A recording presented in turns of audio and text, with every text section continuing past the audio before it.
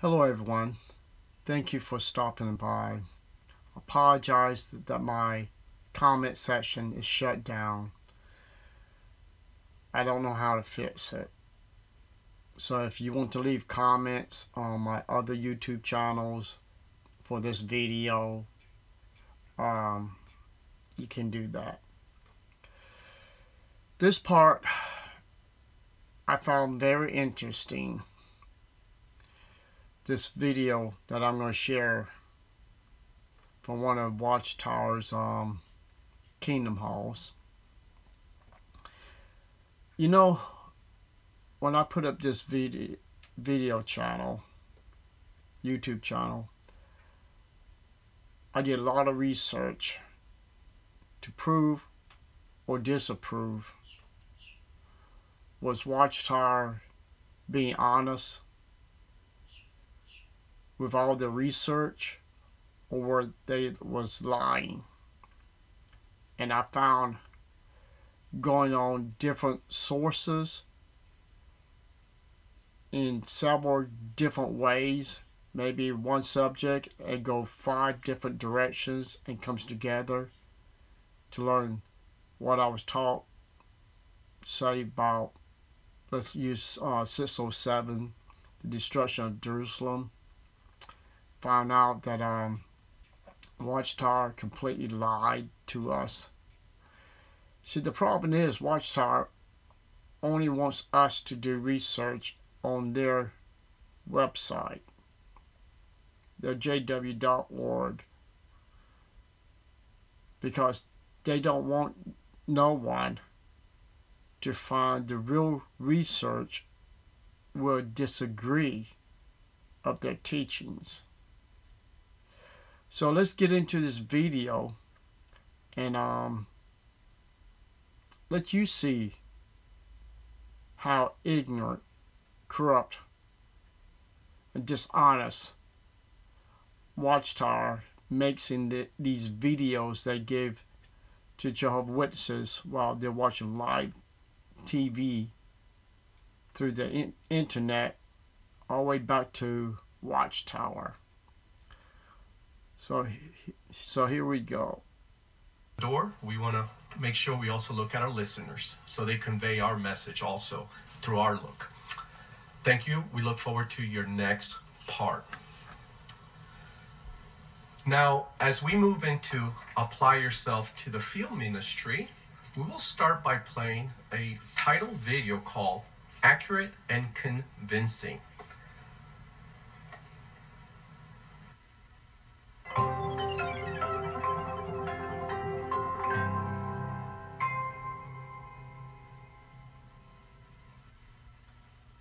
When the Apostle Paul was teaching Jews in the synagogue in Thessalonica, he was accurate and convincing. The account at Acts 17:2 and 3 says that he reasoned with them from the scriptures, explaining and proving by references that it was necessary for the Christ to suffer and to rise from the dead. As a result of Paul's teaching, some of the Jews became Christians. What will help us to be accurate and convincing when we teach? We must consult reliable sources, use those sources properly, and reason on the evidence with our audience. Let's say you're giving a public talk about the last days and you read the following quote regarding pestilence from the 1996 edition of the Encyclopedia Americana. It is estimated that more than 100 million cases of malaria occur each year. In some places, nearly the entire population is infected. Is the Encyclopedia Americana a reliable source? Yes. Is the source up to date? No. When referring to a scientific discovery, a news report, a person's experience, or other information as evidence, make sure that your sources are trustworthy and up to date. Additionally, be sure to use sources properly. Don't overstate or exaggerate facts and figures. Also, we must apply scriptures in harmony with their context, the Bible's overall message, and the publications of the faithful and discreet slave. See if you can identify a problem in the following scenario. After Babylon the Great is destroyed, Jehovah's people will continue to dwell in peace. What happens next? In Ezekiel chapters 38 and 39, we find a thrilling prophecy regarding Gog of the land of Magog. What will Gog of Magog do? Notice chapter 38, verse 11. You will say, I will invade the land of unprotected settlements. I will come against those living in security, without disturbance, all of them living in settlements unprotected by walls, bars, or gates. So as we can see, Gog of Magog, which represents Satan the devil, will attack Jehovah's people. This in turn will provoke a reaction from the sovereign Lord Jehovah himself. What do you think about what this brother said? Was his explanation of Gog of Magog in harmony with our recent publications? No. Let's give him another chance. I will come against those living in security, without disturbance, all of them living in settlements unprotected by walls, bars, or gates. Yes, Gog of Magog, which represents a coalition of nations, will attack Jehovah's people. This in turn will provoke a reaction from the sovereign Lord Jehovah himself. Now, how can we reason with people on the facts so that we're not only accurate, but also convincing? Let's look in on an informal setting. So based on that, do you think humans evolved or were created? Both. I think God created simple organisms and then let them evolve. That doesn't make any sense. It's either one or the other. Creation is much more logical.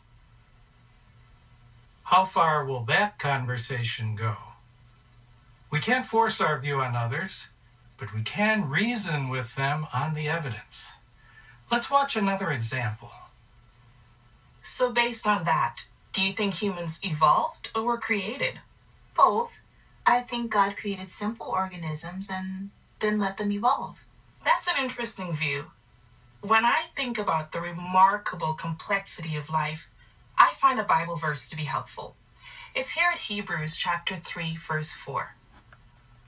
Of course, every house is constructed by someone, but the one who constructed all things is God. We would not assume that something like a phone could come about by chance, right? Of course not. That wouldn't make sense. Right.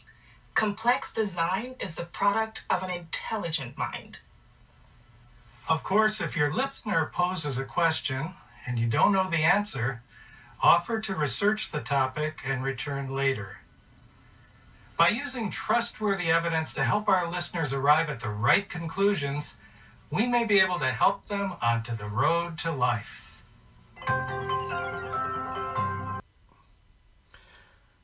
Now those teaching videos, just like the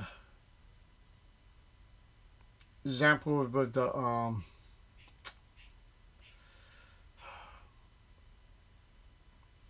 I lost my thought.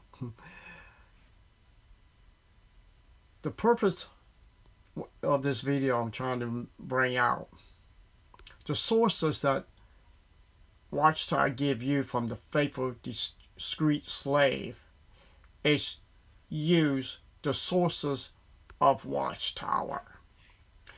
Use the resource of their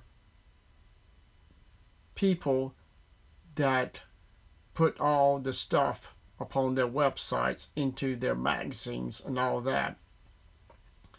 You don't need to go outside to find other sources to verify what you learn from Watchtower. Now people, there should be a red flag. There's more honest truth out there about Jerusalem. The first and second temple and many other things that have proven many times Watchtower deliberately blinding the eyes of every Jehovah Witness, every person that is studying with Jehovah Witnesses. You cannot trust anything that comes from Watchtower. And they think these study videos is going to help them to gain eternal life on their pedophile paradise, or paradise, either way you look at it. It's not going to happen. In that case, the Mormon religion can be a true religion. The Seventh-day Adventists could be a true religion.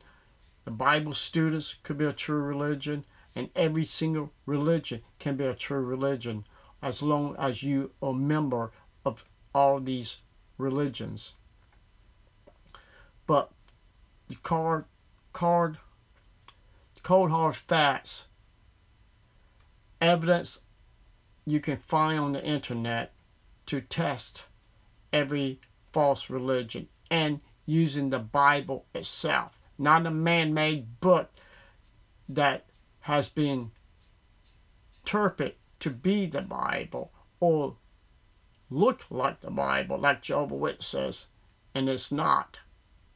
Then you got a problem. So thank you very much, and don't put your heart and mind in any religion, because you will fall, and that's a guarantee. Thank you very much.